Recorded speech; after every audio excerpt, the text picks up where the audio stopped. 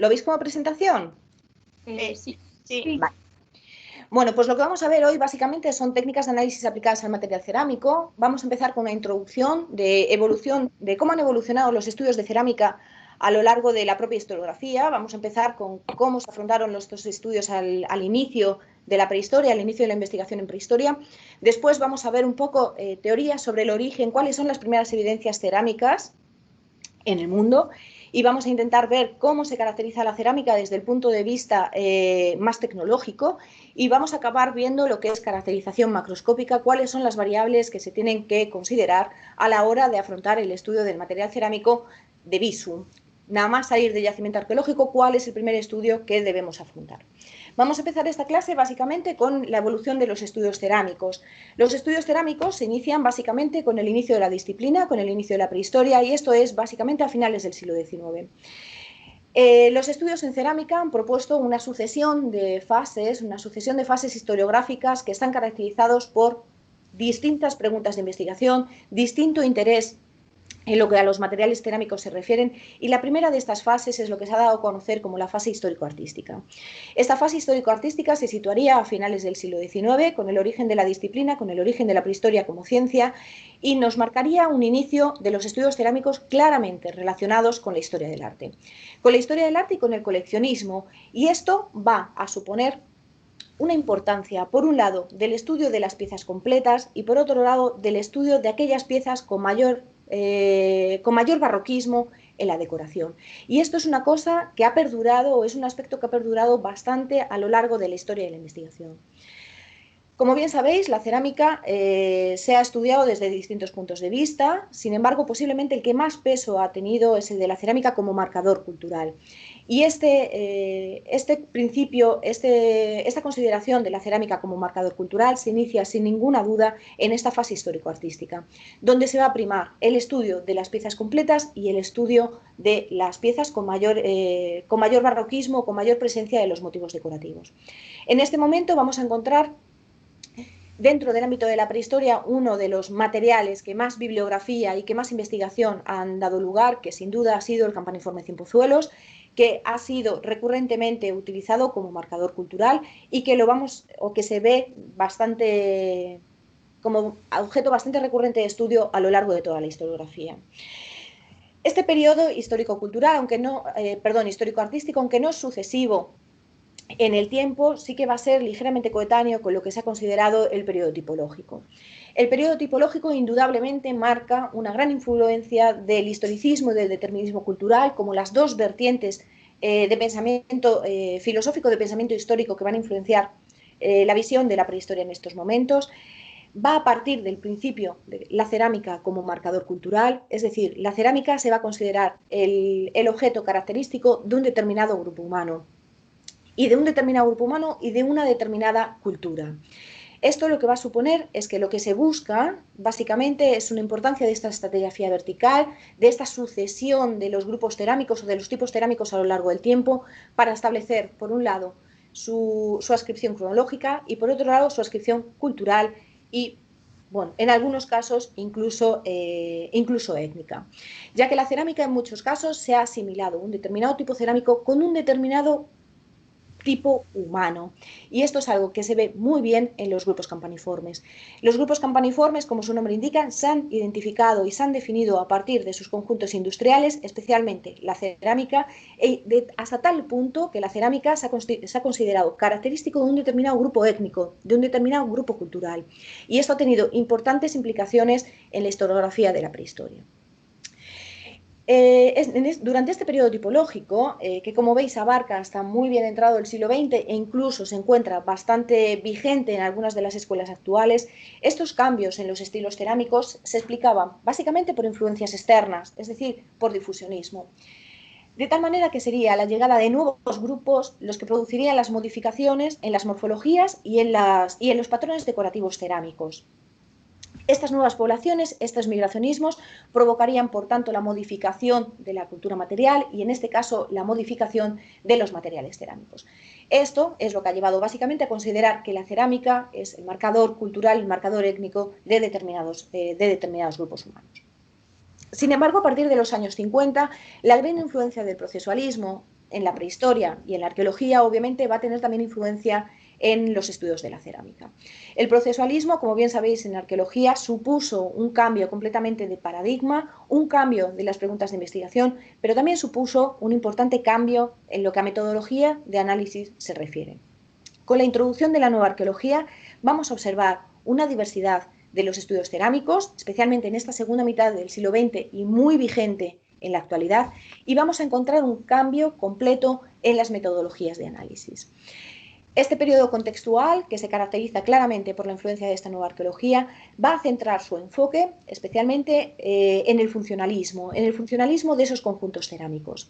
Y la pregunta de investigación en estos momentos, el objetivo final de las investigaciones sobre material cerámico van a ser fundamentalmente las materias primas.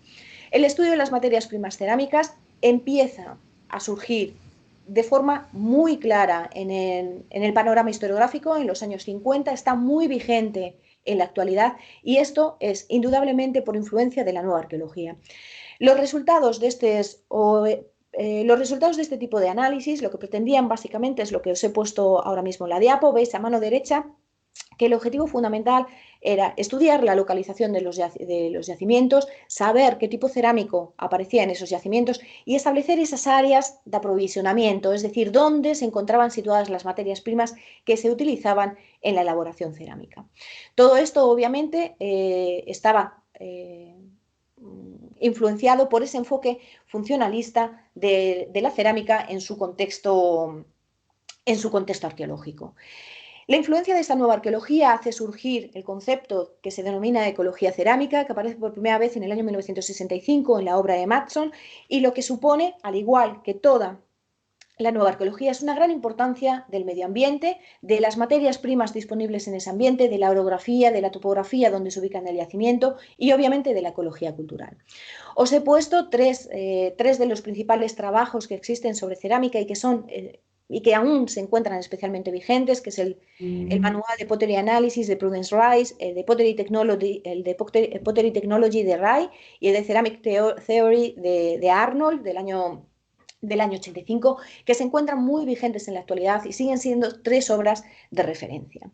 Obviamente, durante este periodo de influencia de la nueva arqueología, lo que se intentaba era estudiar el aprovisionamiento de esas materias primas empleadas en la elaboración cerámica y la distribución de los propios productos cerámicos, es decir, dónde o cómo se establecían esas redes de intercambio entre distintos yacimientos que permitían pues los intercambios o la distribución de los materiales cerámicos sobre un entorno dado.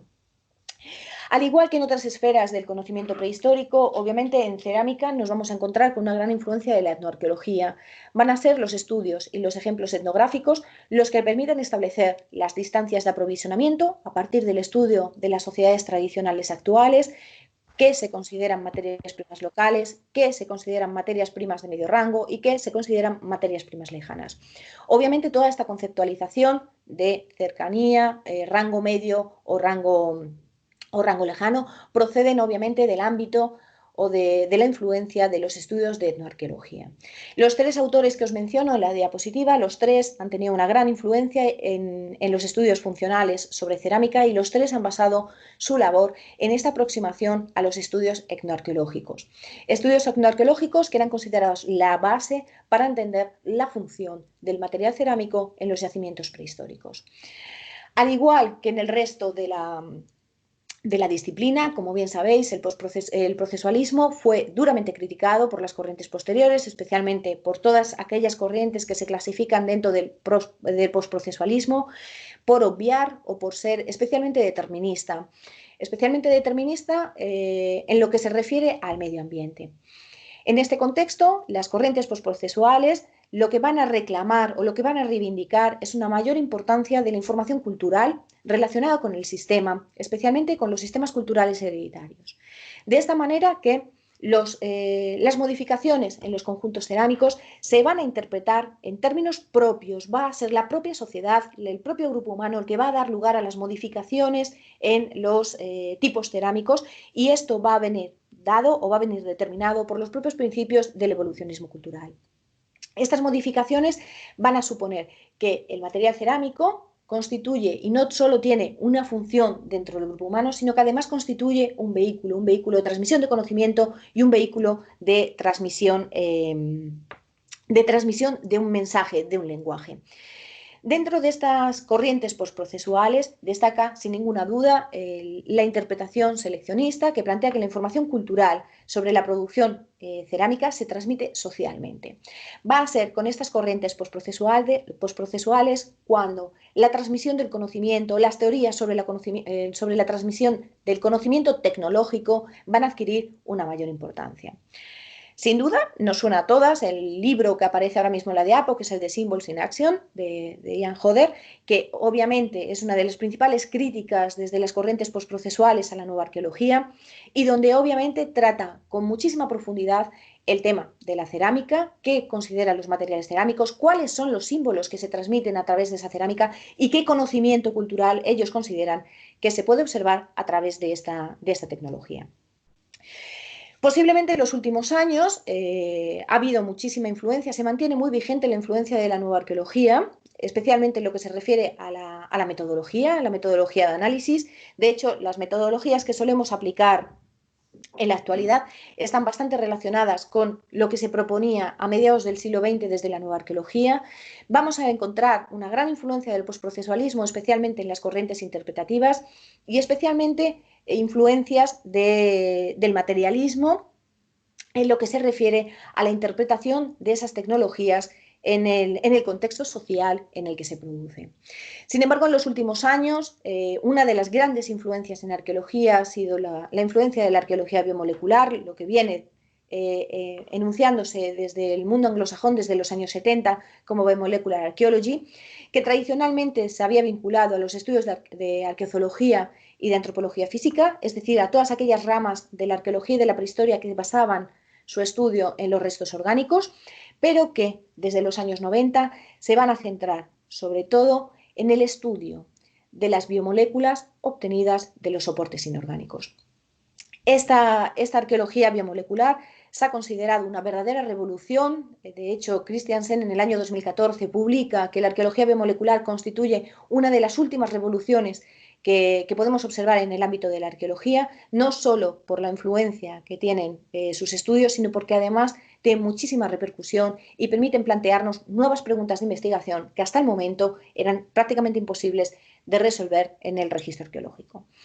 Sin embargo, la influencia de esta arqueología biomolecular para nada es una corriente nueva en arqueología.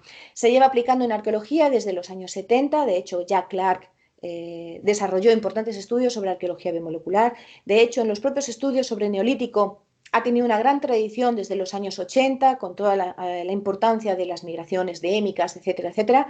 Pero es verdad que la gran aportación en los últimos años ha sido la obtención de información orgánica a partir de soportes inorgánicos, es decir, a partir de la cerámica, de los depósitos de los yacimientos. Ahora mismo se consigue extraer ADN de los sedimentos de los yacimientos, se consiguen extraer los lípidos de la cerámica, como vamos a ver mañana, y todo esto ha permitido plantear nuevas hipótesis de interpretación y nuevas preguntas, especialmente en relación con algunos aspectos como pueden ser la reconstrucción de las prácticas culinarias, que es en lo que nos vamos a centrar.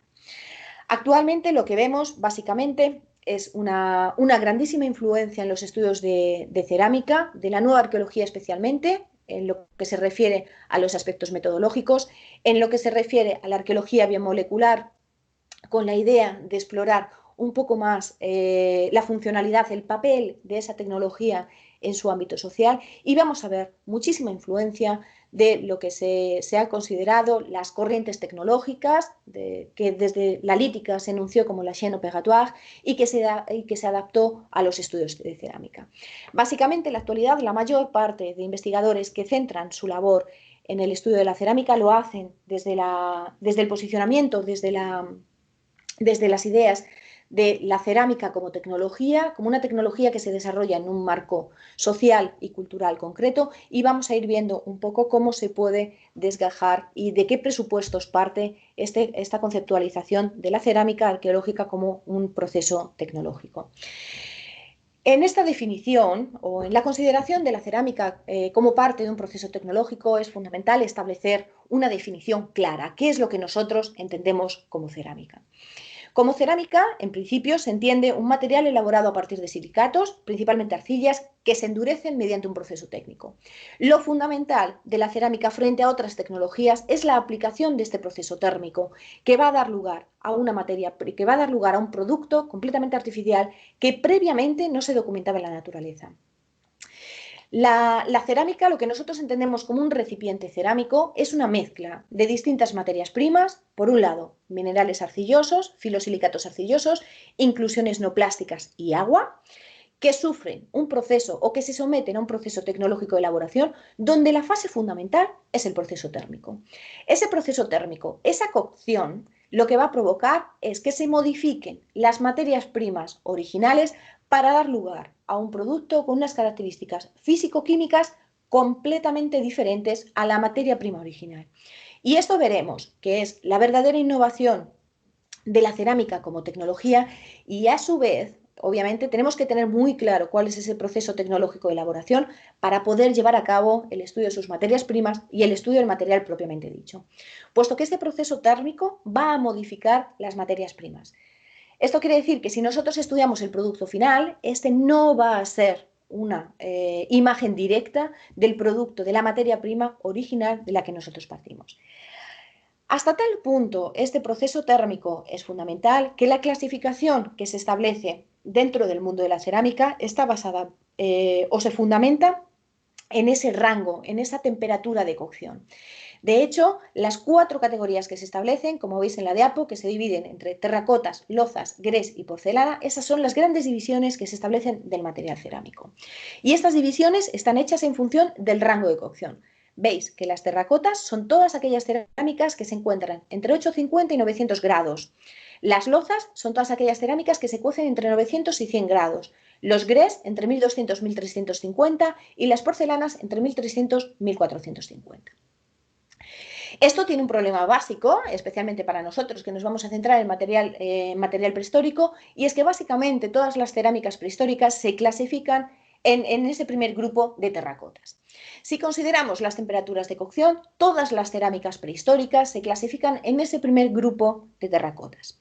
Son cerámicas que están cocidas en general entre 800 y 900 grados, que son las temperaturas que se pueden obtener en hogares abiertos, en fuegos abiertos, que tienen una gran porosidad, aunque en general estas se encuentran en torno al 30, por debajo del 30%, presentan una matriz no vitrificada, que vamos a ver exactamente qué es esto, y que en general presentan una grandísima porosidad. Las cerámicas prehistóricas se caracterizan sobre todo por su elevada porosidad.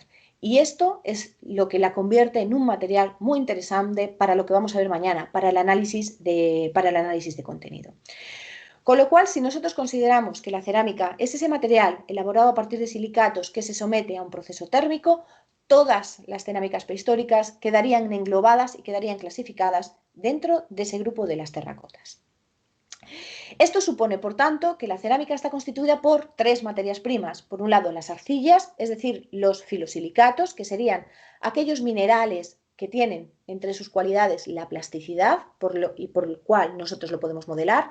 Por otro lado, las inclusiones no plásticas, que serían todos aquellos minerales, rocas o fragmentos vegetales que aparecen en las arcillas y que no tienen cualidades plásticas, es decir, serían fragmentos de piedra, fragmentos de hueso, fragmentos de lo que sea, que no tienen cualidades plásticas.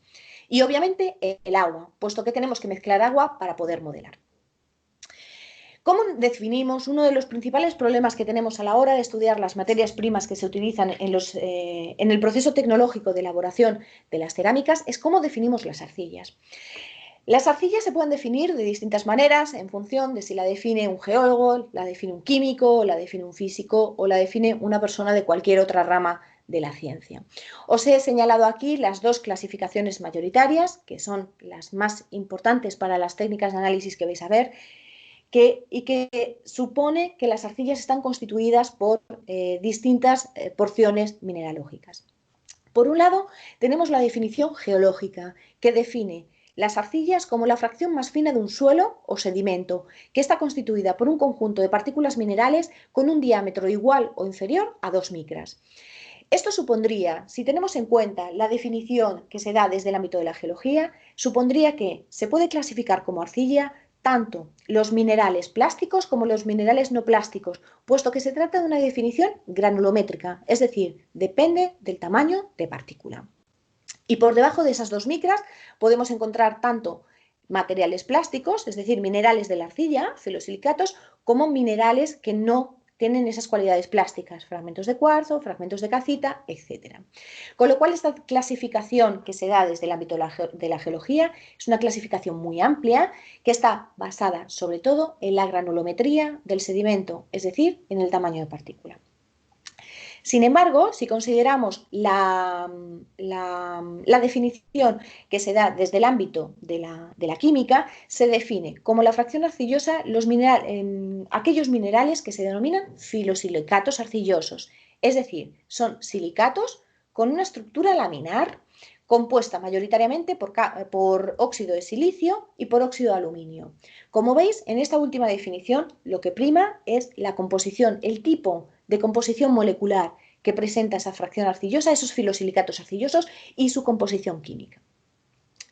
Esto supone que si nosotros aplicamos unas técnicas procedentes del ámbito de la geología, nos vamos a centrar en una definición concreta de las arcillas, de tal manera que si nosotros analizamos su mineralogía, es decir, asumiendo ese concepto granulométrico de la arcilla, vamos a identificar, por un lado, vamos a identificar minerales de la arcilla, filosilicatos, junto con otros minerales que no son minerales plásticos, como pueden ser los cuarzos, las calcitas, los óxidos de hierro, etc.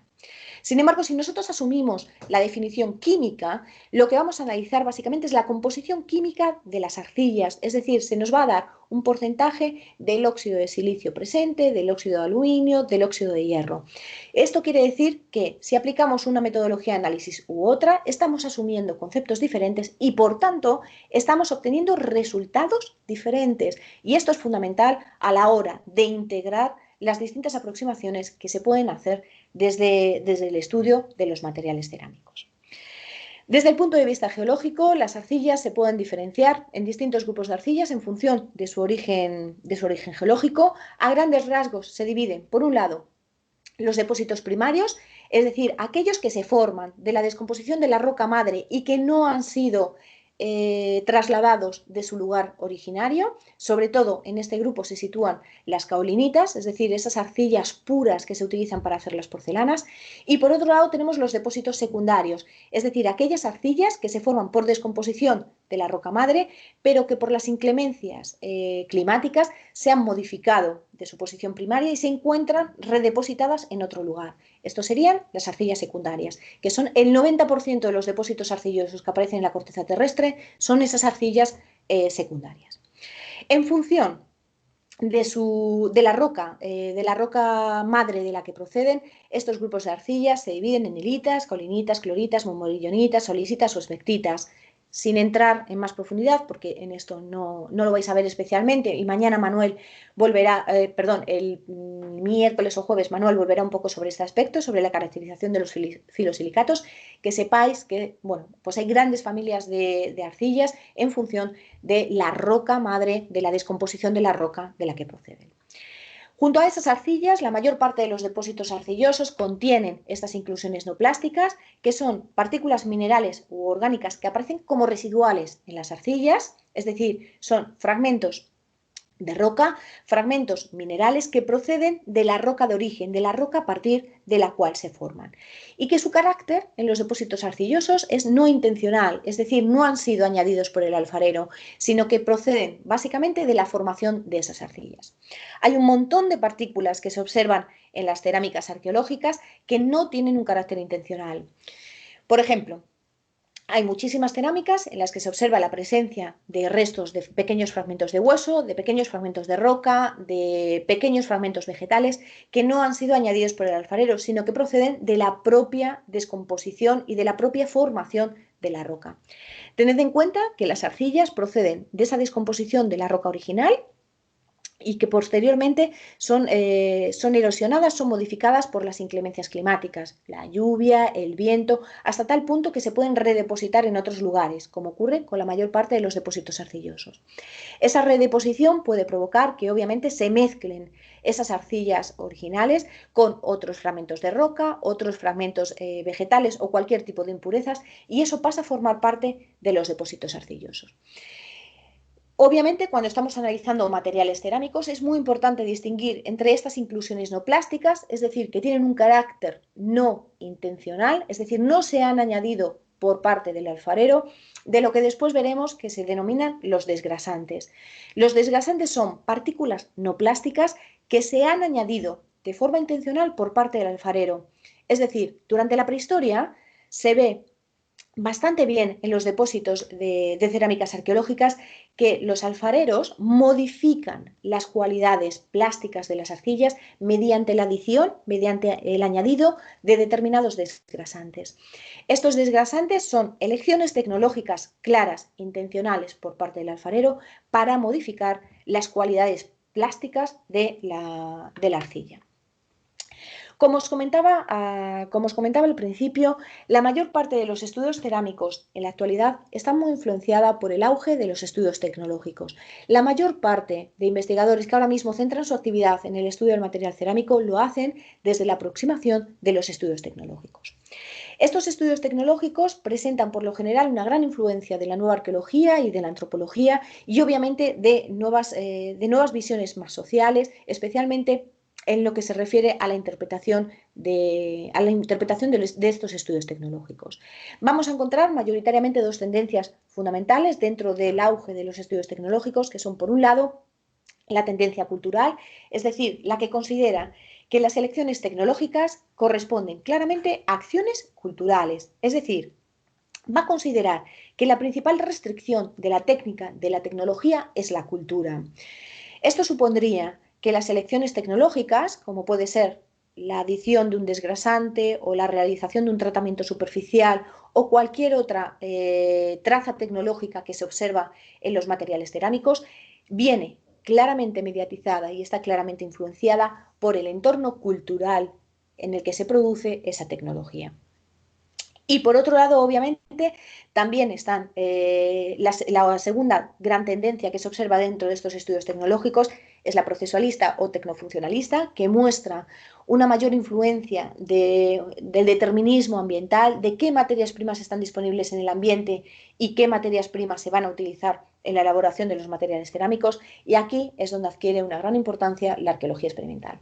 La replicación de los procesos tecnológicos desde la arqueología experimental está sobre todo mediatizada por esta aproximación tecnofuncionalista al material cerámico. Este auge de los estudios tecnológicos viene dado sin ninguna duda por la gran influencia que ha tenido el concepto de chaîne opératoire en el estudio de la industria lítica, en el que se considera que la realización técnica es un proceso en el que las etapas técnicas, valga la redundancia, pueden ser distinguidas en teoría y por la observación.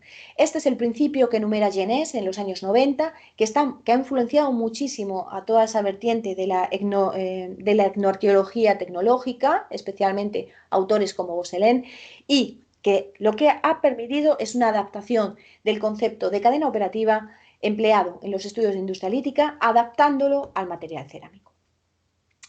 Sin embargo, esto tiene bastantes problemas, su adaptación a los estudios cerámicos tiene bastantes problemas, porque la cerámica presenta un proceso tecnológico muy diferente al que se observa en la industria lítica.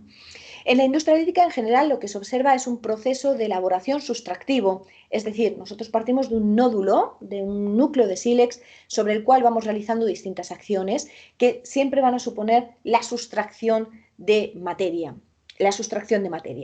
Esto supone que nosotros, a partir de un nódulo, visualizamos o extraemos la morfología o el objeto que nosotros queremos conseguir y mediante la sustracción con unos gestos técnicos de determinadas partes de esa materia prima, vamos a configurar el útil que nosotros queremos obtener. Y este proceso es completamente diferente al que observamos en cerámica. En cerámica el proceso tecnológico de elaboración es un proceso aditivo. Nosotros partimos de una materia prima, que es la arcilla, a la cual vamos a ir añadiendo progresivamente o sobre la cual vamos a ir realizando distintas acciones que en la mayor parte de los casos van a borrar las trazas tecnológicas de los estadios anteriores, es decir, de las fases tecnológicas anteriores. Esto supone que si nosotros partimos de un estudio del producto cerámico, de los vasos cerámicos como producto final, si cogemos los fragmentos cerámicos e intentamos reconstruir toda la cadena o toda la secuencia de manufactura, va a haber algunas fases de esa cadena que estén totalmente o que sea imposible de abordar, porque básicamente en el producto final no tenemos trazas de esas fases. Y vamos a ver cómo es la fase tecnológica de elaboración de la cerámica y cuáles son las fases que suelen estar presentes en los registros arqueológicos y cuáles son las fases que no. Pero sí creo que es especialmente importante que veamos esta diferencia entre la aplicación del concepto de cadena operativa a la industria lítica y el de secuencia de manufactura a la industria cerámica, porque son dos procesos completamente diferentes, sustractivo en el caso de la lítica y aditivo en el caso de la cerámica. La secuencia de manufactura cerámica, al igual que en los materiales líticos, obviamente tiene una primera fase de realización que obviamente es el abastecimiento de las materias primas. Para realizar cualquier tecnología, lo primero que necesitamos es obtener las materias primas. Una vez que se obtienen estas materias primas, que generalmente en prehistoria son depósitos de arcillas bastante superficiales, son arcillas mayoritariamente secundarias que se encuentran en la superficie terrestre. No existen la excavación de galerías o pozos mineros para la extracción de arcillas. Esto no es un hecho que se documente en prehistoria. Se han mencionado algunos casos, pero no es un hecho recurrente. Y una vez que se obtiene esta materia prima, hay que llevar a cabo el primer tratamiento. Las arcillas, nada más recogerlas de los depósitos superficiales, no se pueden modelar, sino que es necesario someterlas a un proceso de homogenización. Ese proceso de homogenización lo que supone es que de la arcilla que nosotros recogemos se va a intentar homogenizar, es decir, conseguir un tamaño de partícula similar mediante el triturado, el machacado de los depósitos arcillosos, y que esta arcilla obviamente se puede utilizar una vez homogenizada, tal cual, es decir, sin ningún tratamiento, sin ninguna adición previa, o se puede utilizar mediante la adición de algún tipo de desgrasante. Es en este momento de preparación de la materia prima cuando se introduce o se sustraen todas aquellas partículas minerales que nosotros no queremos encontrar en nuestros recipientes. Es bastante frecuente que las arcillas sean sometidas a un proceso de cribado.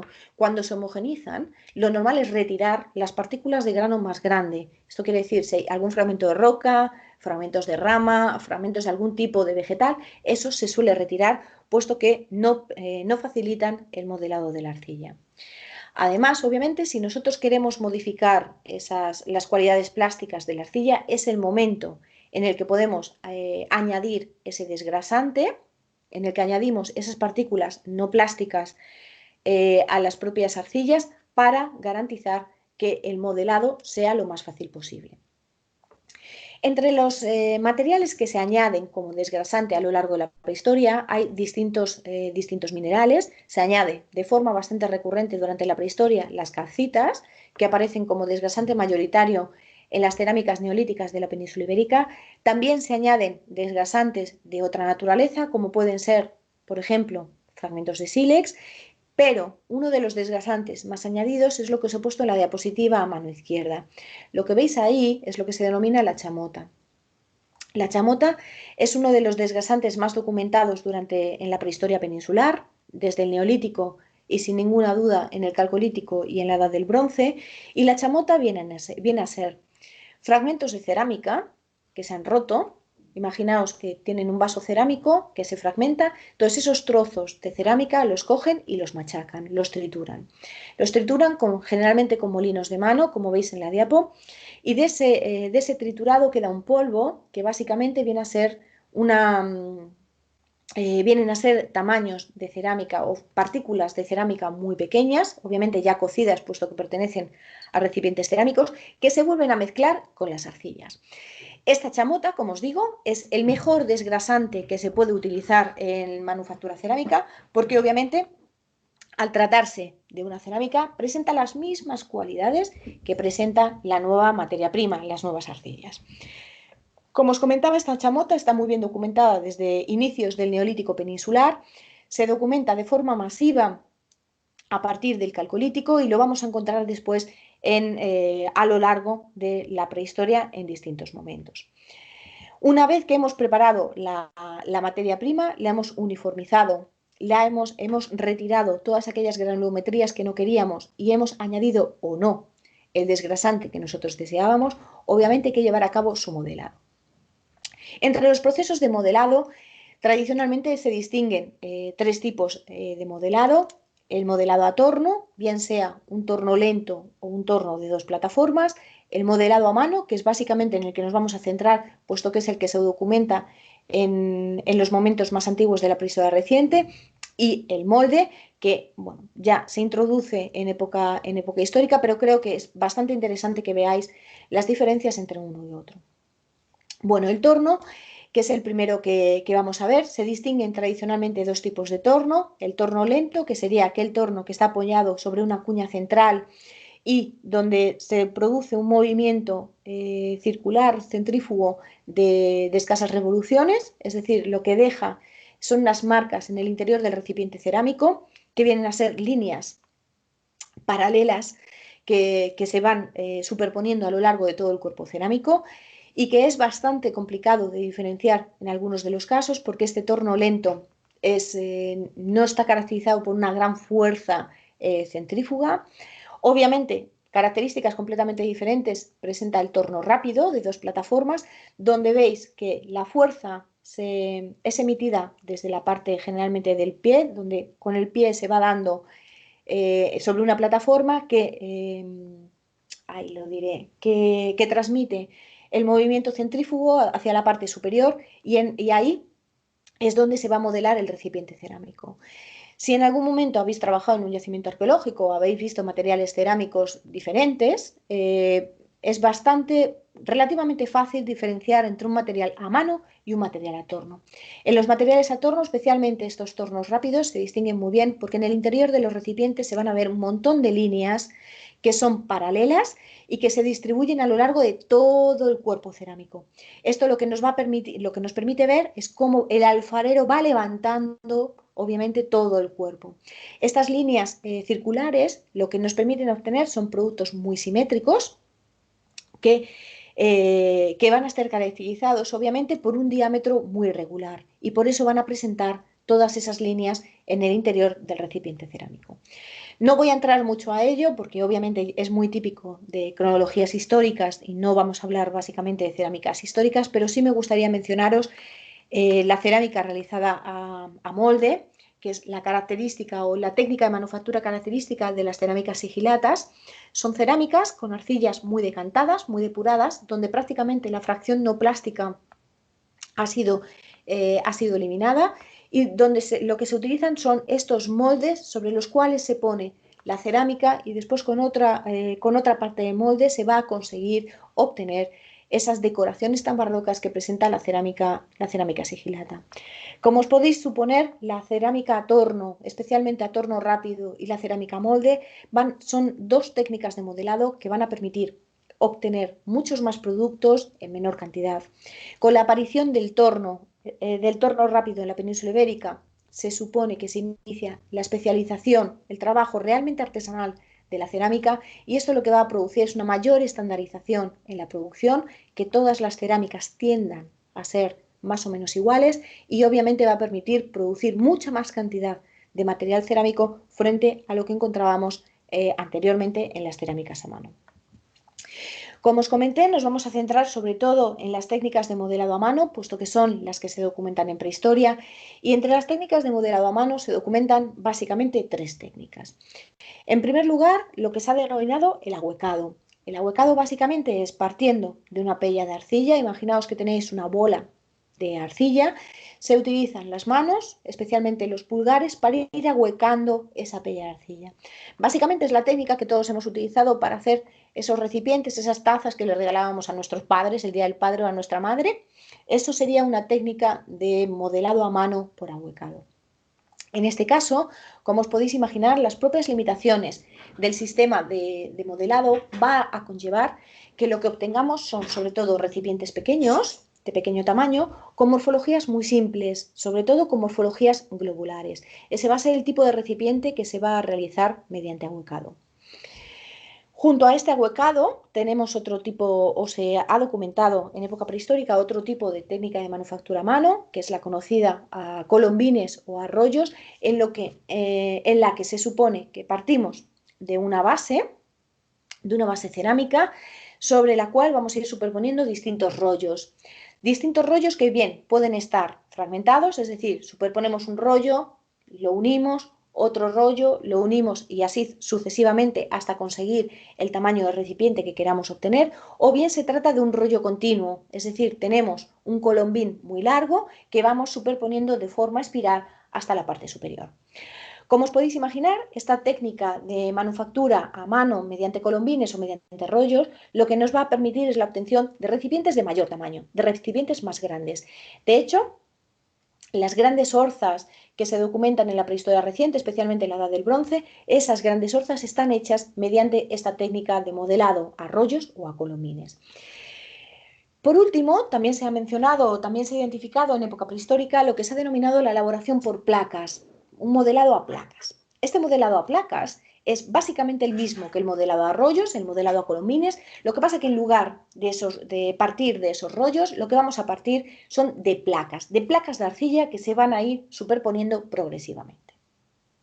Esta última técnica de modelado nos permite la realización de recipientes de gran tamaño, de mayor envergadura, y obviamente va a permitir o va a facilitar sobre todo esas morfologías de base muy plana sobre los cuales se va a levantar un gran cuerpo cerámico.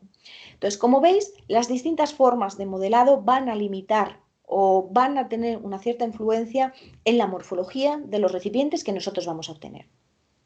Si bien es cierto que durante la prehistoria es bastante frecuente observar que los recipientes cerámicos no están modelados según una técnica, sino que se mezclan las distintas técnicas de modelado. Es bastante frecuente, por ejemplo, que en los materiales antiguos, en los materiales neolíticos, hablabais antes de la utilización de las conchas, del cardium edule para la realización de esas decoraciones cardiales. Sabéis que los recipientes cardiales suelen tener unos fondos cónicos sobre los cuales levantan unos cuerpos globulares, tienden a ser vasijas más o menos globulares, y que una de las morfologías características del neolítico antiguo de la península ibérica son las botellas, esas botellas con decoración cardial.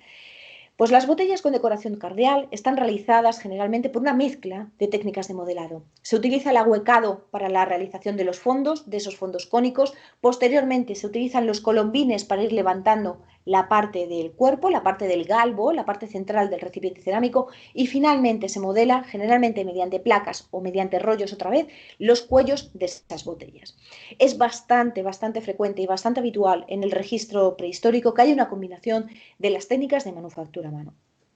Y esto, obviamente, dificulta nuestra aproximación al material. Porque si nosotros estamos realizando un estudio de fragmentos y no de recipientes, obviamente lo que vamos a primar o lo que se va a primar son determinadas técnicas sobre otras. Entonces hay que ser muy conscientes de cuál es nuestra unidad de análisis, porque a la hora de establecer nuestras hipótesis interpretativas sobre los registros materiales, tenemos que ser conscientes que hay una parte del registro de la que no tenemos noticia, de la que no tenemos constancia. Una vez que obviamente este modelado, lo que va a dar lugar es a distintas morfologías, a vasijas de recipientes, a vasijas de distintas formas, y tradicionalmente se ha considerado que estas distintas morfologías estaban orientadas a distintas funciones. De hecho, las tipologías que se proponen sobre el material cerámico siempre hablan de jarras, platos, es decir, son tipologías totalmente funcionales, donde nosotros estamos asumiendo la funcionalidad de ese recipiente cerámico en relación con la forma que tiene el mismo. Y esto obviamente se está viendo especialmente para los momentos más antiguos de la prehistoria, que no existe una relación entre la morfología y el uso o la función de esa cerámica. La mayor parte de los recipientes que se documentan en época prehistórica son recipientes multifuncionales, es decir, se utilizan las mismas morfologías de recipientes cerámicos para distintas funciones, para la realización de distintas actividades culinarias, de almacenamiento, de procesado o de transporte. Una vez que hemos modelado el recipiente, obviamente hay que llevar a cabo un tratamiento de la superficie. La mayor parte de los recipientes cerámicos realizados a mano lo que presentan son las superficies regularizadas. Esto es, nadie modela un recipiente a mano y después no uniformiza o no regulariza las superficies. La regularización de esas superficies cerámicas lo que va a provocar es que las trazas relacionadas con los procesos de manufactura desaparezcan. De hecho, cuando analizamos material cerámico es los fragmentos o los recipientes que permiten identificar el proceso de modelado siempre son una minoría. Y esto es porque lo que nosotros observamos en los recipientes, lo que observamos en el producto final, en la cerámica final, son generalmente las trazas tecnológicas relacionadas con los tratamientos superficiales, es decir, con la regularización de las superficies, con el alisado de las superficies, con el bruñido o con el engobe de las mismas. Habitualmente lo que se observa son superficies como la que os he puesto en la diapo. Veis ahí dos fragmentos cerámicos procedentes del yacimiento de los gitanos, donde la superficie está bastante alisada. Bueno, no se ve muy bien la flecha, perdón, porque he sido tan lista de ponerla en blanco, pero veis ahí una foto de lo que sería la imagen con microscopía binocular. Veis que se observa perfectamente las trazas de ese alisado de la superficie. Un aspecto bastante interesante para abordar en este proceso tecnológico de la elaboración cerámica son todas las herramientas que se relacionan con la producción. Vosotras, no me acuerdo muy bien del nombre, pero una de vosotras estáis realizando un estudio sobre las conchas que se utilizan para hacer esa decoración. Lo que estáis haciendo obviamente es estudiar las herramientas, todos aquellos útiles relacionados con la manufactura cerámica. Y eso es algo que está bastante en boga en la investigación recientemente, con los estudios de traceología y en general se supone que las herramientas que se utilizan para el proceso de elaboración cerámica se relacionan con distintas fases de su secuencia de manufactura. Vamos a encontrar materiales, obviamente, que se vinculan con las primeras fases, especialmente con la preparación de las arcillas, identificación de morteros, identificación de molinos para machacar ese desgrasante o para homogeneizar las arcillas, pero sin ninguna duda la mayor parte de las herramientas se vinculan bien con los tratamientos superficiales o bien con la realización de las decoraciones. Entre los elementos o las herramientas que se vinculan con estos tratamientos superficiales, veis en la diapo que se utilizan distintos elementos, distintas herramientas. Podemos abordar el alisado o el bruñido de un recipiente cerámico con la utilización de un canto, con la utilización de un trozo de piel, con la utilización de cualquier otro tipo de materia vegetal e incluso se puede llevar a cabo la regularización de la superficie cerámica con la utilización de distintas láminas de sílex. Hay bastantes ejemplos en el registro arqueológico peninsular donde láminas de sílex se han utilizado en la regularización o en el raspado de las superficies cerámicas. Estos tratamientos superficiales se sitúan tanto en el interior de los recipientes como en el exterior, de tal manera que actualmente la mayor parte de los investigadores consideramos que estos tratamientos superficiales están relacionados tanto con un carácter funcional, es decir, para garantizar que la impermeabilidad de ese recipiente, como con un carácter estético, es decir, para después realizar cualquier tipo de decoración sobre la superficie del recipiente. Tened en cuenta que estos tratamientos superficiales, más allá de garantizar un determinado aspecto visual del recipiente, lo que se hace alisando o bruñendo la superficie de un recipiente cerámico, básicamente lo que se hace es cerrar la porosidad. Cuando nosotros mezclamos el agua con las arcillas y modelamos, es importante regularizar la superficie, bien sea alisándola, raspándola o bruñéndola, para cerrar los poros superficiales. Este cierre de los poros superficiales lo que nos va a permitir, mejor dicho, obtener un producto que sea más o menos impermeable. Y esto es especialmente interesante si los recipientes cerámicos se van a utilizar en el almacenamiento de líquidos o en las actividades culinarias. La mayor parte de los recipientes que se utilizan en estas actividades culinarias o para almacenar los líquidos presentan las superficies interiores alisadas. El alisado viene a ser un tratamiento que se relaciona especialmente con la superficie interior de los recipientes cerámicos. Una vez que hemos modelado y realizado los tratamientos superficiales de los recipientes cerámicos, hay un paso fundamental en la secuencia de manufactura cerámica que tenemos que llevar a cabo, y esto es el secado. Una vez que hemos tratado todas las superficies, alisando, bruñendo o realizando cualquier tipo de tratamiento superficial, es importante secar la cerámica antes de cocerla. En este proceso de secado, lo que se va a facilitar es lo que se conoce como la pérdida del agua superficial. Cuando nosotros mezclamos las arcillas con el agua para poder modelar, estas arcillas o estos recipientes van a tener dos tipos de agua: el agua superficial, que es obviamente el que queda alojado en las superficies, y el agua estructural. Este agua superficial es importante que se evapore antes de someter el recipiente al proceso de cocción, porque si cocemos el recipiente directamente, lo que vamos a provocar es una ruptura del mismo. Esto es básicamente porque el agua lo que va a provocar es la dilatación de las paredes de los recipientes y se van a craquelar los recipientes cerámicos. Este secado se suele realizar en determinadas condiciones, bueno, en penumbra, sin que le dé el sol, y obviamente la duración depende del entorno en el que nos encontramos. No es lo mismo secar un recipiente cerámico en Guadalajara en agosto que secar un recipiente cerámico en el Cantábrico en septiembre. Entonces, obviamente la duración de este proceso de secado depende del entorno y de la humedad ambiental que nosotros tengamos en la zona donde se está realizando la manufactura. Una vez que se ha producido esa pérdida del agua superficial, la cerámica se encuentra en lo que se ha denominado la textura de cuero. Esta textura de cuero viene a ser: el recipiente se ha parcialmente endurecido, es decir, podemos moverlo, podemos cambiarlo de sitio y no va a perder su morfología, pero aún tiene determinadas cualidades plásticas que nos van a permitir realizar su decoración. La mayor parte de las decoraciones que aparecen documentadas en época prehistórica son decoraciones precocción. La impresión, la incisión, las decoraciones plásticas, todas esas decoraciones que son mayoritarias en el Neolítico, Calco y Edad del Bronce, son decoraciones precocción. Se realizan antes de meter el recipiente en el horno. Solo hay un tipo de decoración cerámica que se documenta en prehistoria, que es un tratamiento post-cocción, que después veremos, que es la cerámica esgrafitada. Es la única técnica decorativa post-cocción que se documenta en prehistoria. Una vez que tenemos las cerámicas con esa textura de cuero, es decir, que se pueden mover y se pueden manipular, pero no van a perder su morfología, y ya hemos realizado todas las decoraciones que queremos realizar y tenemos el recipiente completo con la morfología que nosotros le queremos dar, hay que someterlo a un proceso de cocción. Este proceso de cocción va a facilitar sobre todo tres aspectos. En primer lugar, lo que se va a producir es la pérdida del agua estructural, es decir, todo aquel agua que queda alojado en la porosidad de las cerámicas se va a perder durante el proceso de cocción, y esto va a provocar, obviamente, una pérdida de peso.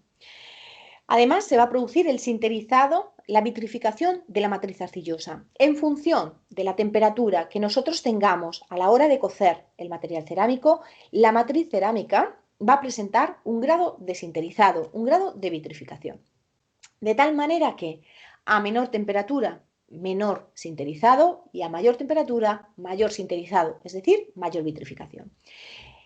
Esto supone que en las cerámicas que están cocidas a baja temperatura, los minerales arcillosos aparecen o se pueden identificar en algunos de los casos, puesto que no están completamente vitrificados.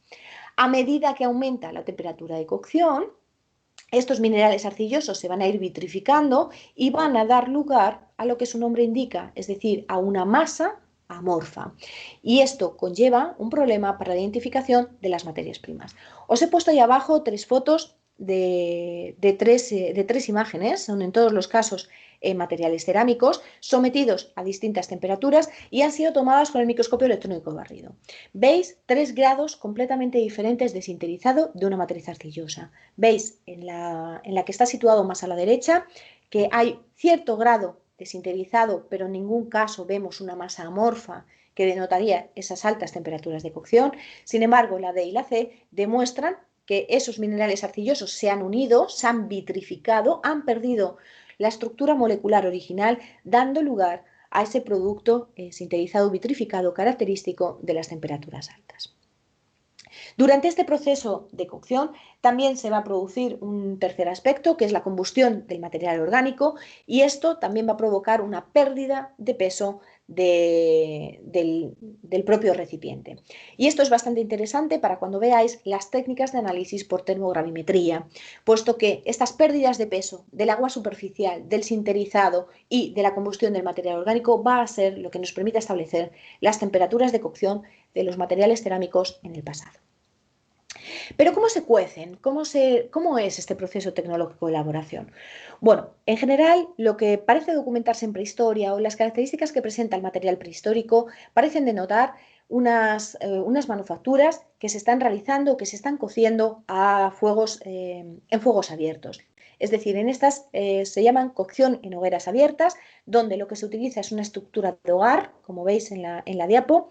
Se suele poner o se suele excavar una pequeña cubeta en el suelo donde se sitúa el combustible. A continuación se pone el material cerámico y finalmente todo ello se cubre con una segunda capa de combustible.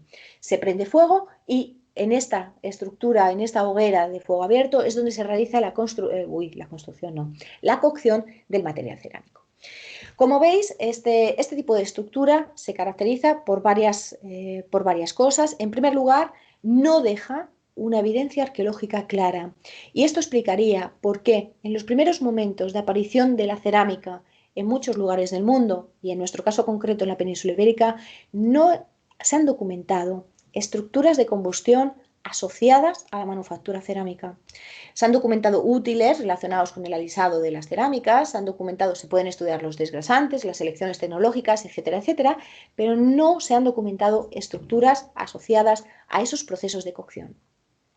Una de las primeras estructuras que aparecen en la península ibérica asociadas a los procesos de cocción es una estructura que apareció en el yacimiento de Vilanova de Sao Pedro, que se publicó en su momento como un horno cerámico, que data ya del tercer milenio antes de Cristo y no sería hasta esas cronologías relativamente recientes dentro del marco de la prehistoria cuando se documentarían las primeras estructuras relacionadas con la cocción cerámica. Como veis, este tipo de cocciones en hoguera o a fuego abierto además impiden o se caracterizan por elevadas variaciones en la temperatura de cocción. Lo característico de las cerámicas prehistóricas es que se evidencien distintas temperaturas de cocción dentro del mismo recipiente. Son recipientes que presentan, por un lado, coloraciones muy anaranjadas, por otro lado, muy oscuras, marrones, etc. Eso nos está diciendo que las temperaturas de cocción no están nada controladas. No están controladas ni la entrada y salida de oxígeno dentro del horno, ni obviamente la temperatura de cocción dentro de la estructura de combustión. No va a ser hasta la aparición de los primeros hornos cerámicos cuando se empiecen a controlar tanto las atmósferas de cocción como las temperaturas. Con la aparición de este tipo de estructuras en los registros arqueológicos, lo que se va a permitir es controlar, en primer lugar, la cantidad de combustible. Van a permitir ahorrar una gran cantidad de combustible. En segundo lugar, van a permitir controlar la temperatura a la cual se somete ese proceso, puesto que durante todo el proceso de cocción la temperatura va a ser más o menos similar. Y en tercer lugar, van a permitir controlar la atmósfera de cocción, es decir, la entrada o salida de oxígeno del horno. Inicialmente, los hornos cerámicos eran hornos unicamerales, es decir, el combustible y los recipientes cerámicos se encontraban situados en la misma cámara, de tal manera que había una interrelación entre el combustible y el material cerámico. Y obviamente en épocas históricas ya nos vamos a encontrar los famosos hornos bicamerales, que posiblemente los hornos romanos sean los más bonitos de los registros arqueológicos, donde tendremos en la parte inferior una cámara de combustión y en la parte superior una cámara de cocción, es decir, donde se sitúan los materiales cerámicos. Vais a ver distintas técnicas de análisis a través de las cuales se puede hacer una aproximación a las temperaturas de cocción de los materiales cerámicos, pero es verdad que desde el análisis macroscópico, que vamos a ver a continuación, se puede hacer una aproximación más o menos a la atmósfera de cocción. ¿A qué me refiero con atmósfera de cocción? La atmósfera de cocción lo que implica es si hay o no hay entrada de oxígeno en el horno cuando se están cociendo esos recipientes cerámicos. Y en general, las cerámicas prehistóricas lo que demuestran son características mixtas, es decir, características alternantes. Lo que se ve es un primer momento donde hay una gran entrada de oxígeno en la estructura de combustión, que es cuando está todo el combustible en llamas, básicamente, hay muchísima entrada de oxígeno, y esto lo que va a provocar es que inicialmente las cerámicas prehistóricas tengan una coloración rojiza. A posteriori, lo que se va a producir son condiciones reductoras, es decir, se va a ir consumiendo el propio oxígeno de la estructura de combustión y el oxígeno existente en los propios recipientes cerámicos. Y esto va a dar lugar a que las cerámicas en los momentos finales adquieran tonalidades mucho más oscuras. Además, como vemos en esta diapo, los recipientes cerámicos en las cocciones en hogueras abiertas, la mayor parte de los recipientes se van a cocer boca abajo. Y esto supone que la coloración que evidencia la atmósfera de cocción en el interior de los recipientes cerámicos y en el exterior va a ser bastante diferente. En el interior lo que vamos a encontrar son condiciones mucho más reductoras, es decir, donde falta el oxígeno durante el proceso de combustión, y esto va a dar lugar a tonalidades mucho más oscuras. Sin embargo, en la parte exterior de estos recipientes va a haber una mayor circulación de oxígeno y la coloración va a ser mucho más oxidante, que se llama, es decir, con mayor presencia de oxígeno durante el proceso de combustión. De hecho, cuando veáis materiales cerámicos prehistóricos o vayáis a los museos, fijaros porque esto se suele ver bastante bien. En las manufacturas cerámicas prehistóricas, las superficies interiores suelen ser mucho más oscuras que las superficies exteriores, y esto es porque los recipientes se cuecen boca abajo, para garantizar así que no se van a fracturar durante el proceso de cocción. Bien, una vez tenemos el recipiente cocido, obviamente nos encontramos con un vaso cerámico o con cualquier otro tipo de morfología cerámica que va a tener una morfología perdurable en el tiempo. Y obviamente en general, como ya os comentaba anteriormente, estas morfologías se han relacionado con distintas funciones o con distintos usos a lo largo de la prehistoria y de la historia. Sin embargo, los estudios de residuos de lípidos, especialmente como veremos mañana, que se están aplicando de forma bastante recurrente en los últimos años, lo que permiten observar es que la mayor parte de los productos cerámicos, especialmente prehistóricos, son recipientes que se utilizan de forma indistinta para distintos usos. No se trata de una morfología para un uso, sino que vamos a encontrar una mayor diversidad en el uso y funcionalidad de la cerámica prehistórica. Sin embargo, obviamente esto se va modificando con el tiempo, a partir sobre todo de la edad del hierro, sí que vamos a ver una producción cerámica mucho más especializada con determinadas actividades. Vamos a empezar a encontrar una cerámica de cocina, una cerámica de mesa y así progresivamente hacia época histórica. Incluso en algunos momentos, como puede pasar en el bronce argárico, también se documentan determinadas morfologías que están asociadas a determinadas funcionalidades. Sin embargo, esto no es un patrón común y recurrente a lo largo de toda la prehistoria. Sin embargo, sí que vemos la presencia en los registros arqueológicos de la reutilización de parte de estos recipientes. La tecnología cerámica, como veis, es un proceso tecnológico bastante complicado, que requiere la inversión de una gran cantidad de esfuerzo y de trabajo, y seguramente en algunos casos se trate de actividades verdaderamente colectivas, como seguramente fue el proceso de cocción, y esto va a suponer que una vez fragmentados, la mayor parte de los recipientes o una parte importante de los recipientes cerámicos se van a reutilizar.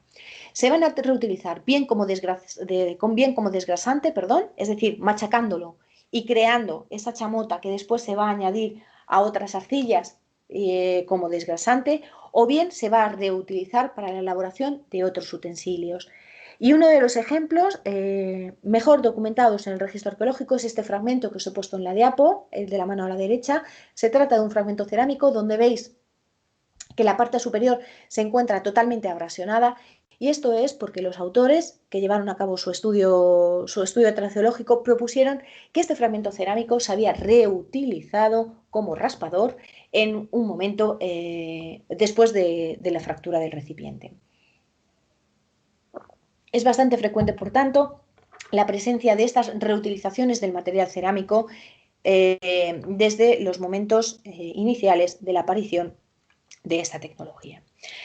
Bueno, a partir de esta secuencia de manufactura cerámica, que abarcaría desde la captación de la materia prima, ya sean las arcillas, los desgrasantes o el agua, hasta el abandono y reutilización de los materiales cerámicos, este viene a ser básicamente el concepto o los presupuestos más teóricos en los que se basan la mayor parte de los investigadores que actualmente estudian cerámica, obviamente es importante proponer una serie de técnicas de análisis adecuadas tanto a nuestro enfoque teórico como a las preguntas de investigación que nosotros queremos resolver.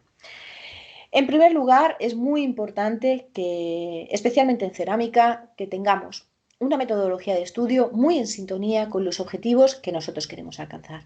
De nada tiene que nosotros podamos aplicar todas las técnicas de análisis del mundo que están disponibles en nuestra universidad o en nuestros departamentos al estudio del material cerámico si nosotros básicamente lo que queremos saber es su distribución espacial. Esto que me diréis, bueno, pues es bastante perogrullada, sí, sí que lo es, la verdad, pero no siempre se observa una sintonía entre los objetivos del estudio y las metodologías. Por eso es importante que sepáis qué métodos de estudio están disponibles para cada uno de los materiales arqueológicos con el objetivo que vosotros o vosotras podáis seleccionar las técnicas de análisis acorde con los objetivos que queréis alcanzar. En general, la cerámica es un material bastante complejo y bueno, la mayor parte de los investigadores se van a centrar sobre todo en una parte de la secuencia de manufactura, ya que abordar toda la secuencia de manufactura es algo bastante complejo que requiere la aplicación de distintas técnicas y la aplicación de distintas aproximaciones. Bueno, nosotros en esta última parte de la clase de hoy nos vamos a centrar en lo que se denomina la clasificación macroscópica, es decir, la clasificación del material cerámico sin llevar a cabo una preparación de muestra específica, tal y como podemos estudiar el material básicamente con la ayuda de una lupa, qué aspectos podemos afrontar y qué categorías descriptivas podemos abordar.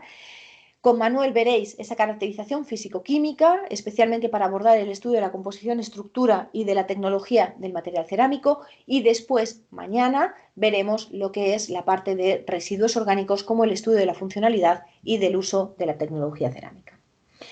Un aspecto bastante interesante que hay que abordar desde el principio de la investigación es el establecimiento de la unidad de análisis. La cerámica es un material que está sometido a muchísima fragmentación. De hecho, casi toda la cerámica arqueológica obviamente está fragmentada. Es muy raro ver depósitos arqueológicos donde las cerámicas aparecen completas. Por eso es importante desde el inicio de nuestra investigación saber y establecer cuál va a ser nuestra unidad de análisis. No es lo mismo un estudio basado en fragmentos cerámicos, como veis, sería el caso de la izquierda, donde tenemos esos trozos, esos fragmentos cerámicos que apenas alcanzan 4 o 5 centímetros e intentar proponer una interpretación social o tecnológica a partir de esos fragmentos cerámicos, o un estudio en el que se basa de recipientes cerámicos, como veis en la parte derecha, con esos bonitos recipientes campaniformes, donde podemos extraer y abordar otro tipo de cuestiones completamente diferentes. Es importante desde el principio de nuestra investigación saber si nos vamos a centrar en fragmentos cerámicos o en recipientes cerámicos. Y esto es especialmente importante a la hora de establecer la representación conceptual, por ejemplo, de determinadas técnicas decorativas. Nosotros no podemos establecer, o es difícil hacerse una idea de la representación de diversas técnicas decorativas en los conjuntos cerámicos arqueológicos si no sabemos si la unidad de análisis es el recipiente cerámico o la unidad de análisis son los fragmentos cerámicos. No es lo mismo un 10% de fragmentos cerámicos decorados que un 10% de recipientes cerámicos decorados. Y esto es algo que debemos establecer desde el principio de nuestra investigación. Entrando más en lo que sería el análisis macroscópico, vamos a ver un poco las categorías en las cuales se centra este análisis macroscópico y cómo se puede llevar a cabo posteriormente su tratamiento. La principal información o los aspectos fundamentales desde el inicio de la investigación cerámica que tenemos que tener en cuenta, obviamente, son los mismos que cualquier otro material. Y es todo aquel relacionado o todos aquellos aspectos relacionados con la información contextual del objeto, es decir, su procedencia en el yacimiento arqueológico. En general, las bases de datos de materiales arqueológicos, todas ellas, independientemente que hagamos fauna, cerámica, metales o cualquier otro tipo de material cerámico, empiezan por estas grandes categorías de yacimiento, número de inventario, año, unidad estratigráfica o nivel, posición estratigráfica, cuadro sector talla, sus coordenadas y si existe o no fotografía in situ. Como bien sabéis, el material arqueológico tiene importancia y relevancia en tanto en cuanto esté contextualizado dentro del yacimiento y obviamente la cerámica es como el resto de materiales. A continuación, es importante saber o establecer las características mensurables, cuantitativas del material cerámico. Y para ello se aborda generalmente el establecimiento de las medidas, de las dimensiones, bien sea del fragmento cerámico o bien sea del recipiente cerámico. Se atiende sobre todo a tres categorías: la longitud, anchura y grosor, entendiendo como tal. La longitud se entiende como aquella medida paralela al eje tecnológico de manufactura, es decir, si nosotros orientamos el fragmento dentro del cuerpo cerámico, imaginaros que se trata de un borde, obviamente ponemos el labio hacia arriba y eso sería la parte superior y el resto del fragmento hacia abajo. De tal manera que la longitud sería aquella medición que va del borde al final del fragmento y que sería paralelo al eje tecnológico. Con esto me refiero, cuando nosotros modelamos un recipiente, el modelado generalmente levanta de la base hacia la parte superior y eso nos va marcando que el eje tecnológico en la mayor parte de las manufacturas cerámicas prehistóricas es un eje tecnológico vertical. Y por tanto la longitud es la medida paralela a ese eje tecnológico vertical. Por el contrario, la anchura obviamente es la dimensión contraria, es decir, la anchura, como su propio nombre indica, del fragmento cerámico.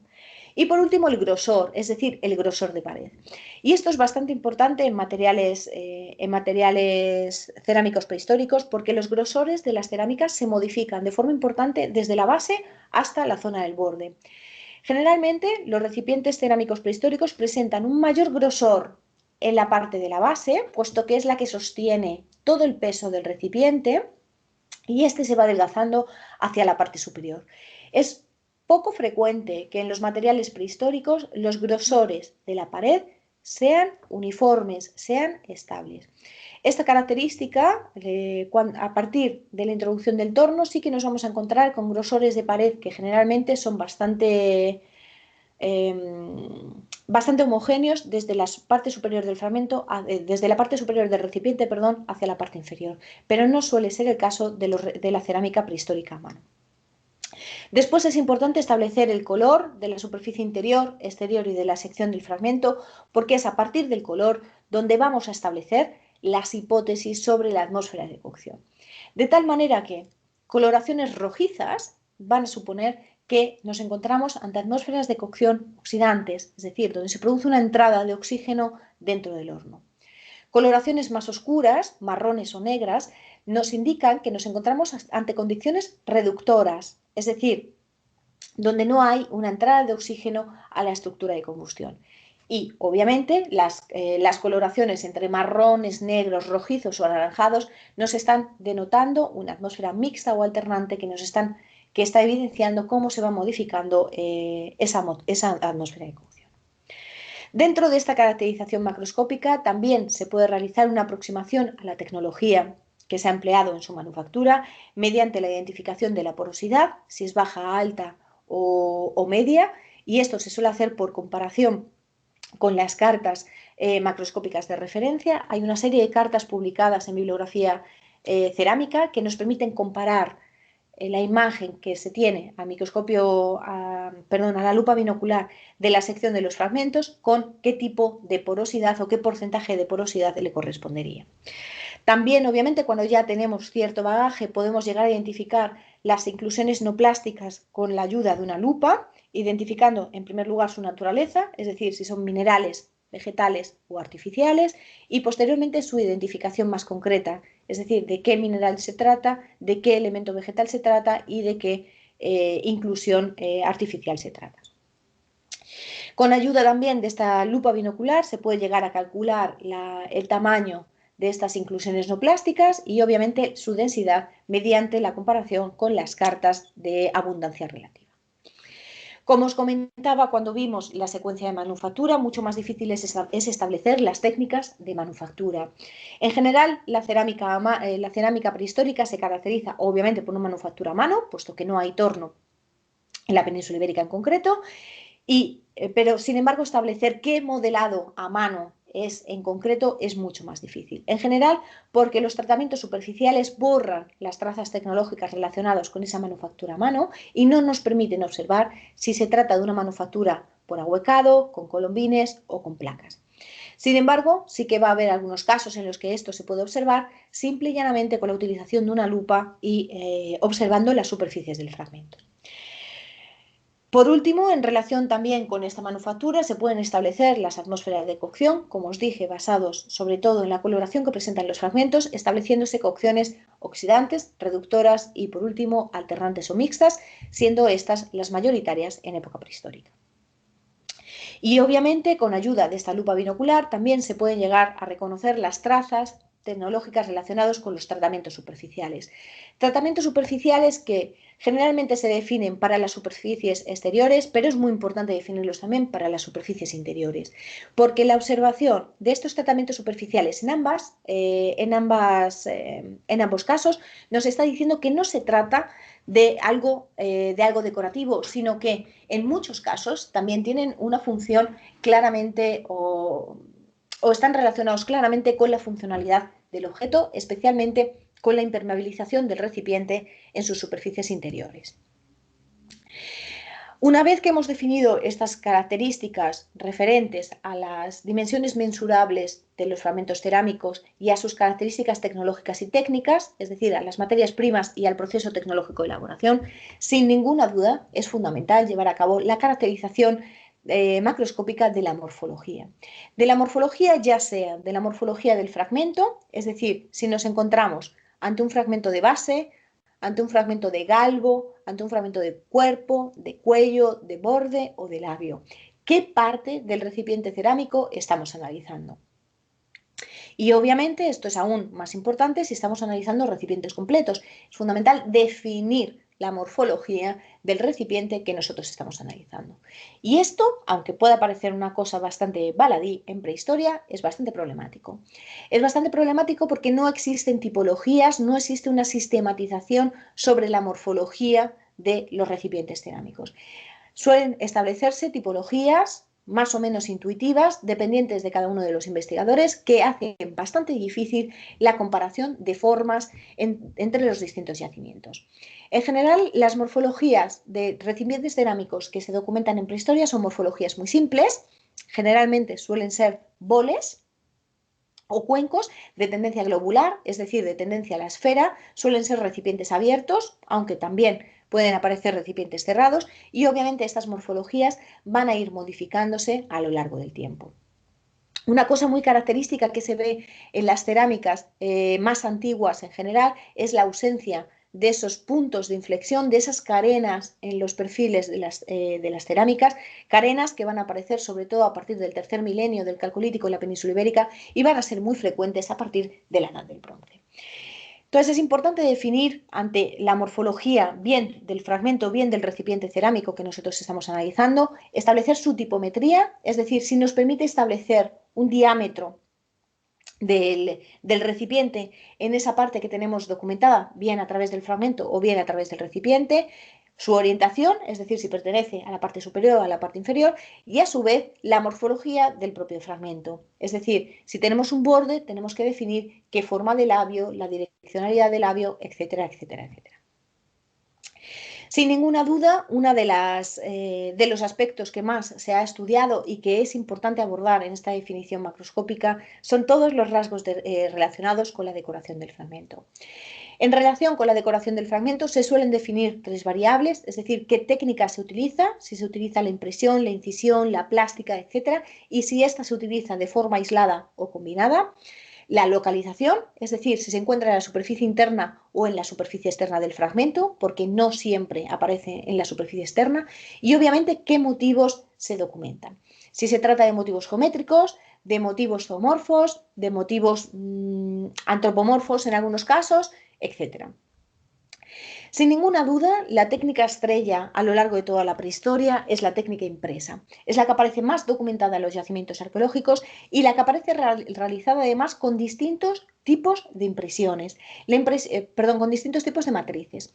La impresión se va a realizar a partir de distintas herramientas. Se puede realizar una técnica decorativa impresa a partir, obviamente, de la impresión de ese cartium edule, de esa cerastoderma, edule, es decir, de esa concha de de cardium sobre la superficie que va a dar lugar a esa decoración cardial. También se puede realizar impresiones mediante la utilización de conchas no dentadas que van a dejar esas decoraciones en forma de, bueno, generalmente de zigzag, que aparecen bastante bien documentadas en el Neolítico inicial de algunas zonas del continente europeo, pero también vamos a encontrar impresiones de otro tipo. Vamos a encontrar impresiones de punzones, que van a dar lugar a la asociación recurrente de puntos. Vamos a encontrar impresiones de pequeños instrumentos dentados, de pequeños peines quizá, que dan lugar a esas impresiones más o menos dentadas en toda la superficie cerámica. Vamos a encontrar impresiones de uñas, vamos a encontrar impresiones de dedos, digitaciones. Son bastantes las matrices que se utilizan para realizar esta técnica decorativa impresa. Junto a la impresión, sin ninguna duda, la incisión es la otra técnica más caracterizada o más documentada en prehistoria, donde se utiliza generalmente un punzón o un instrumento para ir quitando parte de la decoración cerámica, y los motivos que se suelen realizar mediante incisión suelen ser motivos geométricos. Es bastante frecuente que durante la prehistoria estas dos técnicas, la impresión y la incisión, aparezcan combinadas. De hecho, se habla incluso de cerámica inciso impresa, donde se combina por un lado la técnica incisa y por otro lado la técnica impresa. También es bastante recurrente la realización de estas decoraciones plásticas mediante la adhesión de cordones, bien sean horizontales o verticales, sobre la superficie del fragmento cerámico, que después se decoran a su vez mediante impresiones. La presencia de estos cordones en los recipientes cerámicos es muy recurrente y aparece de forma masiva en el registro arqueológico a partir de la Edad del Bronce, y suelen ser cordones que combinan, por un lado, esta decoración plástica de adherencia de estos cordones a la superficie cerámica, y la decoración impresa con la impresión de digitaciones o ungulaciones en los propios cordones. Sin embargo, obviamente, otra de los tipos decorativos o de las técnicas decorativas que están muy bien documentadas en prehistoria son las cerámicas pintadas. Y os he puesto aquí un ejemplo que vais a encontrar autores que lo consideran cerámicas pintadas y otros autores que no, que son que es el caso de las famosas cerámicas Almagra. Las cerámicas Almagra son unas cerámicas que están realizadas por inmersión en una solución coloidal de óxido de hierro o de arcillas muy ricas en hierro. Esto quiere decir que una vez modelada la cerámica, se meten o se introducen en esta solución acuosa, más o menos, muy rica en óxidos de hierro, y posteriormente se saca. Esto lo que provoca es un engobe, tanto en el interior como en el exterior del recipiente, y que obviamente no se trata de una aplicación mediante un pincel propiamente dicho, sino que se trata de una aplicación por inmersión, pero básicamente el resultado que se obtiene viene a ser bastante similar al hecho si se pinta una cerámica. En este caso hay autores que lo van a considerar un tratamiento superficial, la almagra, los engobes; otros autores lo van a considerar tratamientos decorativos, y ya veis que no es muy fácil diferenciar entre tecnología y decoración, puesto que ambos están en muchos casos bastante interrelacionados. Hasta ahora, todas las técnicas que hemos visto, impresión, incisión, plástica y engobe, son técnicas de decoración precocción, que se realizan sobre el recipiente cerámico antes de someterlo al proceso térmico de elaboración. Y os comentaba anteriormente que hay una técnica que sí se documenta en la prehistoria, que es una técnica decorativa post-cocción. Es decir, una vez cocido el recipiente, se va a realizar una serie de incisiones en su superficie para dar lugar a unos motivos decorativos, y que van a jugar con la modificación, con el color de esas incisiones, contrastando con la superficie cerámica. Y esto es lo que se conoce como la cerámica esgrafitada. La cerámica esgrafitada lo que va a hacer son incisiones sobre la superficie del cuerpo cerámico para jugar con la coloración de esas incisiones en contraste con el resto del cuerpo cerámico. Se trata, como os digo, de una técnica decorativa post-cocción, y que va a tener muchísima, o que está relativamente bien documentada durante la prehistoria reciente. En principio, hasta aquí os he dado todas las categorías que se suelen definir por cada uno de los fragmentos del conjunto cerámico, por cada uno de los recipientes que nosotros analicemos de nuestro conjunto cerámico. Se suelen caracterizar e individualizar todos los fragmentos, todos los recipientes, Y os aseguro que una de las principales crisis que tiene el investigador es cuando tú ya has rellenado toda tu base de datos con todas las categorías descriptivas y dices, ay mamá, ¿qué hago yo ahora mismo con toda esta información? Una de las grandes crisis cuando uno está empezando a investigar es cómo procesas la información. En cerámica, uno de los principales problemas que existen es que la mayor parte de las categorías, de las variables de las que hemos hablado ahora, son variables cualitativas, es decir, se definen mediante una palabra, un concepto, una categoría. Y esto tiene un problema a la hora de contabilizarlo. Son muy pocas las variables cuantitativas que nosotros podemos establecer a partir del material cerámico. Básicamente son los tamaños que podemos medir y los diámetros en el caso de que podamos establecerlo. El resto de variables que se utilizan en la descripción cerámica son variables cualitativas, variables nominales. Y esto supone que el tipo de tratamiento de la información que vamos a llevar a cabo para exponer las características de nuestro conjunto cerámico van a ser muy diferentes en función de unas categorías, de unas variables u otras. Bueno, supongo que ya habéis visto en las clases de los otros materiales, pues en fauna o en lítica, que hay distintos programas estadísticos que se pueden utilizar. El Excel, que sin ninguna duda es el que utilizamos mayoritariamente porque es bastante fácil de utilizar, muy intuitivo, donde podemos hacer todos esos gráficos. El SPSS, que es bastante amigable. Es un programa de interfaz Windows que es bastante interesante, es bastante fácil de utilizar. Lo único que necesitamos saber es estadística, básicamente. Pero es verdad que la interfaz es bastante amigable. El único problema que tiene es que obviamente es un software de pago. Después tenemos otro software gratuito que se utiliza bastante en arqueología y bastante en paleontología, que es el PAST, que se puede descargar de internet y tiene algunas soluciones gráficas interesantes, que si lo podéis explorar sería bastante interesante, pero sin ninguna duda lo que está más en boga en el ámbito de la arqueología es el uso de R. R es un nuevo paquete estadístico que tiene bastantes problemas, especialmente para los que no tenemos grandes dotes en el mundo del lenguaje informático, pero es verdad que tiene soluciones gráficas muy interesantes en arqueología y además está continuamente en modificación.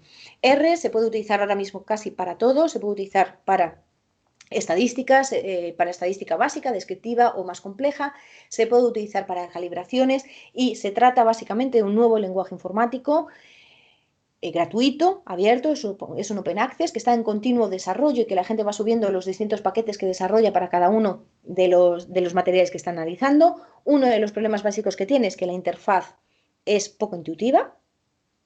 Necesitas saber, aparte de la estadística, de la complejidad que tiene ya de por sí la estadística, necesitas tener conocimientos básicos del lenguaje informático, pero es verdad que una vez que se sabe utilizar, o al menos los comandos más básicos, es bastante útil porque tiene aplicaciones básicamente para todo. Para los sistemas de información geográfica, calibración, análisis de materiales, se puede aplicar básicamente a todo. Entonces, básicamente los 4 programas estadísticos que se utilizan en el estudio de la cerámica son el Excel, el SPSS, el PAST y R como nuevo paquete estadístico. Como os decía, el estudio de la cerámica tiene algunos problemas y uno de los principales problemas es que la mayor parte de las variables que se pueden definir son variables cualitativas. Y esto supone que el tipo de estadística que podemos hacer para esas variables cualitativas es bastante restringido. Frente a eso tenemos una serie de variables cuantitativas referentes sobre todo al tamaño, grosor y diámetro que nos va a permitir aplicar distintas técnicas o distintas test de análisis estadístico o de análisis estadístico descriptivo. Sin ninguna duda, una de las primeras pruebas que se pueden realizar en relación al material cerámico es analizar la distribución normal de las variables cuantitativas para ver si eso se ajusta o no a esa distribución normal según los parámetros gaussianos y poder analizar así la intencionalidad o no en la búsqueda, por ejemplo, de esos grosores. Esto supongo que ya lo habéis visto en arqueomalacología porque es uno de los test que más se utilizan en arqueomalacología para ver si las poblaciones o los tamaños de concha que aparecen en un yacimiento se ajustan o no a una distribución normal y, por tanto, si se ajustan o no a una distribución biológica. En el caso de la cerámica, generalmente se asume que cuando una determinada variable se ajusta a una normalidad, eso se debe a que no es producto del azar, es decir, que hay una intencionalidad en la búsqueda de ese grosor.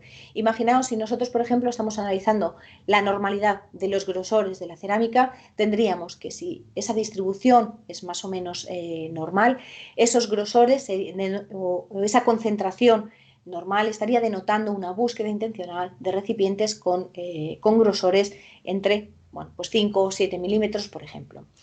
Pero ¿qué pasa si esas distribuciones no se ajustan a lo normal? Obviamente, si no se ajustan a una distribución normal, hay que explicar y hay que buscar las razones de por qué.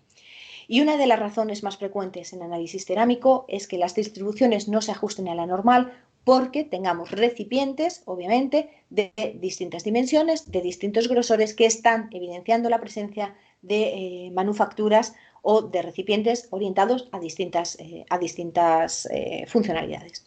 Os he puesto aquí el caso de uno de los análisis, el Mixed Análisis, que es una de las pruebas estadísticas que se utilizan para explorar la existencia de distintas distribuciones normales en una variable cuantitativa, y lo que se observa generalmente en cerámica es este tipo de distribuciones que están denotando la existencia de dos poblaciones, en un caso poblaciones de recipientes cuyo grosor están situados en torno a 6 milímetros y por otro lado recipientes cuyo grosor está situado en torno a 9 milímetros. Eso nos estaría diciendo que hay recipientes más gruesos con un grosor de pared más ancho que quizá y posiblemente estén orientados a un tipo de actividad frente a otros recipientes de un grosor ahí lo diré, más pequeño que posiblemente estén orientados a otro tipo de actividades. Sin embargo, como os digo, la mayor parte de las variables que se utilizan en el estudio cerámico son variables cualitativas que no van a permitir una aproximación o no van a permitir la aplicación de estos test paramétricos en los que obviamente necesitamos variables cuantitativas. La mayor parte de las descripciones cerámicas se basan en valores nominales y estos valores nominales, la forma de presentarlos o la forma de analizarlos básicamente va a ser mediante la realización de estas tablas de contingencia. Tablas de contingencia que, como veis, nos están marcando la relación entre dos variables. Aquí os he puesto una de las tablas que suelo hacer yo, que vendría a ser, por un lado, el tratamiento superficial interno que aparece en las filas y, por otro lado, los tratamientos superficiales externos que aparecen en la columna. De tal manera que cada celda sería el total de fragmentos que presentan esos dos tipos de tratamiento en el exterior y en el interior. Y obviamente a partir de estas tablas de contingencia, podemos hacer un acercamiento a si existe o no una relación entre los tratamientos superficiales del exterior con el interior mediante la aplicación de test estadísticos no paramétricos, como puede ser, por ejemplo, el chi cuadrado. Estas van a ser fundamentalmente las formas de tratar la información, cómo se puede presentar la información una vez que hemos llevado a cabo este análisis macroscópico. Va a ser básicamente mediante la presentación porcentual de cada una de esas categorías nominales y mediante el establecimiento o no de relaciones entre estas categorías a través de la realización de los chi cuadrado. ¿Tenéis alguna pregunta?